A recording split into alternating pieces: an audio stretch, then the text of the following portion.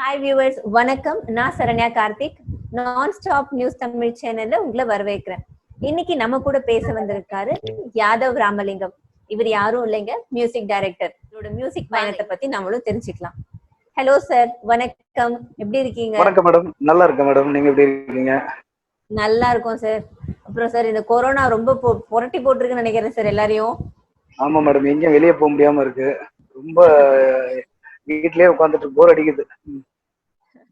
Okay sir, first நீங்க வந்து உங்களோட மியூசிக் எப்போ ஸ்டார்ட் பண்ணீங்க? ஆக்சுவலி என்னோட கேரியர் வந்து 1999ல ஸ்டார்ட் பண்ணது மேடம். நிறைய மியூசிக் டைரக்டர்ஸ் ஒர்க் பண்ணியிருக்கேன்.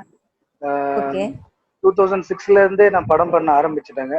பெரிய படங்கள் எதுவும் இல்லை, சின்ன சின்ன படங்கள் பண்ணிட்டு இருந்தாங்க. இப்போ இது என்னோட பிரதர் மூலியமா வந்த ப்ராஜெக்ட் தாங்க, இந்த ஐபிசி 376 ப்ராஜெக்ட். இது ஒரு என்ன சொல்றதுங்க, ஒரு சவாலான ஒரு ப்ராஜெக்ட்டுங்க. ஏன்னா டோட்டலாக இது ஆக்ஷன் த்ரில்லர் படம்ன்றதால கொஞ்சம் ஹாரரு, ரீ ரெக்கார்டிங்க்கு பெரிய ஒர்க் இருக்குங்க. ஸோ இப்படிதான் என்னோட கெரியர் ஸ்டார்ட் ஆச்சுங்க. ஆனாலும் வந்து இப்போ இதையெல்லாம் விட நீங்க 2018ல ஜானகி அம்மாவை ஃபீல்டுக்கு திருப்பவும் கூட்டு வந்தீங்க பாருங்களா, அதுதான் ரொம்ப பெரிய சாதனை இல்லையா சார்? தேங்க்யூ. அது எப்படி சார், அவங்களை எப்படி சார் சம்மதிக்க வச்சீங்க? இவ்வளோ ஒரு பிரேக்குக்கு அப்புறம் ஜானகி அம்மாவை எப்படி கூட்டு வந்தீங்க? இல்ல மேடம், ஆக்சுவலா ஒரு டாக்டர் சேகர்னு ஒருத்தர் தான், அவர் மூலியமா தான் இந்த ஹெல்ப் கிடைச்சதுங்க. ஏன்னா அவருக்கு நான் ரொம்ப நன்றியை தெரிவிச்சிருக்கணும். 2010ல ஒரு கமிட்மெண்ட் இல்ல மேடம், 10ல ஒரு கமிட்மெண்ட் இருந்தது. அம்மாவோட ஒரு படம் பேசிட்டு இருந்தோம், பட் அதே டைரக்டரோட தான். ஆனா அது கரெக்டா நடக்கலங்க. ஸோ அந்த ஒரு இதை வச்சுட்டு அதுக்கப்புறம் அம்மா பாட மாட்டாங்க அப்படின்னு சொல்லி அப்புறம் இந்த படம் எனக்கு 2018ல கமிட் ஆகும்போது நான் ஒரு சாங் ஒன்று கம்போஸ் பண்ணோம். அதுக்கு நான் ஜஸ்ட் ஒரு அம்மாட்ட கேட்டு பார்க்கலான்றதால அவர் அந்த டாக்டர் சேகர் கிட்ட அவர்கிட்ட நான் டிஸ்கஸ் பண்றேன். அவர் முதல்ல முடியாதுன்னு தான் சொன்னாருங்க. முடியாதுங்க, இது கஷ்டம், ஏன்னா அம்மா யாருக்குமே பாடுறது இல்லை அப்படின்னா. இல்லை சார், அம்மா ஆல்ரெடி நமக்கு ஒரு இது சொல்லியிருக்காங்க, ஒரு கமிட்மெண்ட் கொடுத்துருக்காங்க, அதனால ஒரு ரெக்வஸ்ட் பண்ணி கேட்டு பார்க்கலாம் சார் அப்படின்னு. அவரோட இதுதாங்க, அவரோட தூண்டுதல், அதாவது அவரு எடுத்த எஃபர்ட் தான்.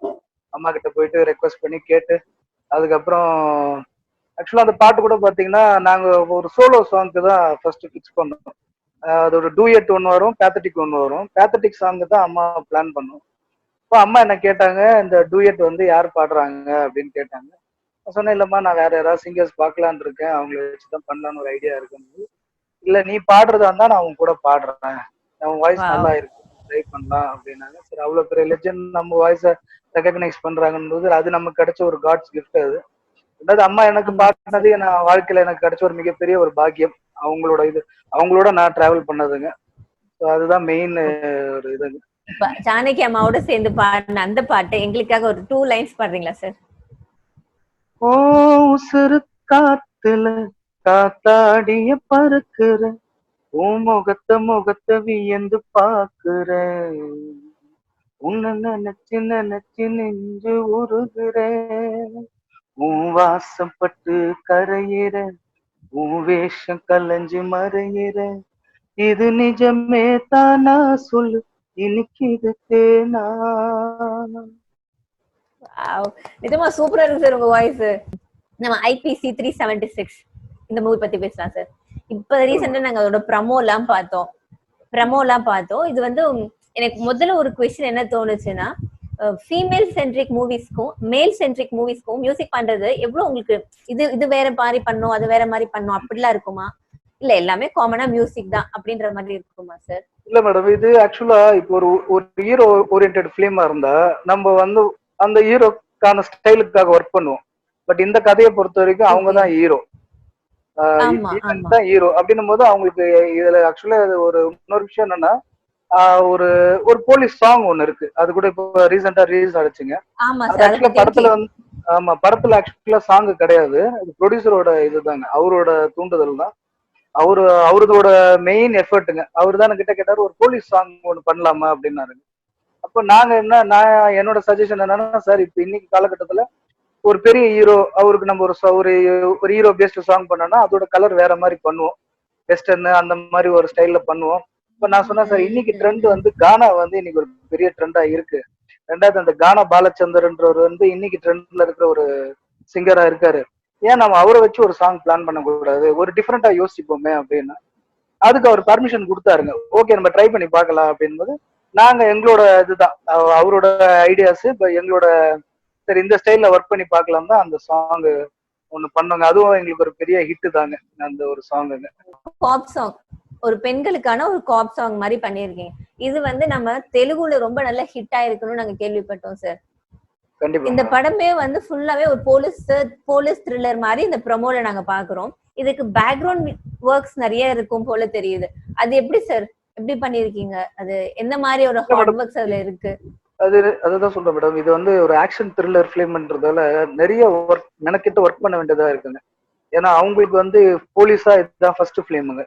ஒரு ஹீரோவா பேஸ்ட் மாதிரி அவங்க வராங்க. அப்படின்னும் போது அவங்களுக்கான ஒரு விஷயத்த நம்ம கொடுக்கணும். அவங்களுக்கு ஒரு பியூரிட்டி கொடுத்து அவங்களுக்கு ஒரு ஒரு புது ட்ரெண்ட் ஆஃப் மியூசிக் நம்ம கொடுக்கணும். இப்போ டீசர் கூட எங்களுக்கு வந்து ஜூலை 2 ரிலீஸ் ஆகுது. அதுலயே பாத்தீங்கன்னா ஒரு டிஃப்ரெண்டா தான் யோசிச்சிருப்பாங்க. டிஃப்ரெண்ட் ஸ்டைல்ல தான். என்ன இதுல எனக்கு ஒரு பெரிய பிளஸ்னா எனக்கு கிடைச்ச ப்ரொடியூசரும் டைரக்டரும் ரொம்ப என்ன சொல்றேங்க, எந்த விதமான இதுவும் இல்லாம நான் என்ன கேட்கறேனோ அதை அவங்க ஈஸியா ஒர்க் பண்றதுக்கு ஒரு ஃப்ரீடம் கொடுக்குறாங்க.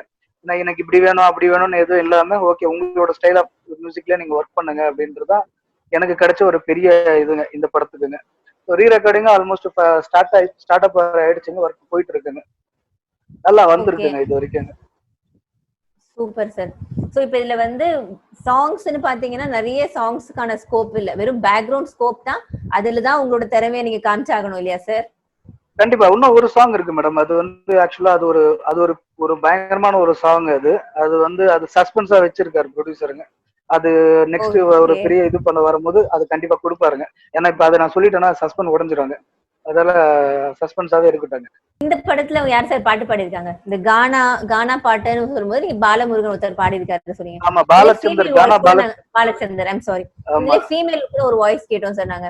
அவங்க யாரு சார்? நல்ல ஸ்டைலிஷா ஒரு இங்கிலீஷ்லாம் பேசி சூப்பரா. ஆமா மேடம், ஸ்டெர்லிங் சொல்லிட்டு அவங்க பேருங்க. ஸ்டெர்லிங் அவங்க பேருங்க. அவங்க தான் ரேப் பாடி இருப்பாங்க. தெலுங்குல வந்து மகாலிங்கமும், ஆமா தெலுங்குல மகாலிங்கமும் ஸ்ரீநிதினு ஒரு ஃபீமேல் சிங்கர் பாடி இருப்பாங்க. இன்னொரு சாங் வந்து ரோஷினின்னு ஒருத்தவங்க பாடி இருக்காங்க. தமிழ் தெலுங்கு 2 லாங்குவேஜ்ங்க. மதுரை கவின்னு ஒருத்தர் தான் தமிழ் தெலுங்கு 2மே எழுதியிருக்காருங்க.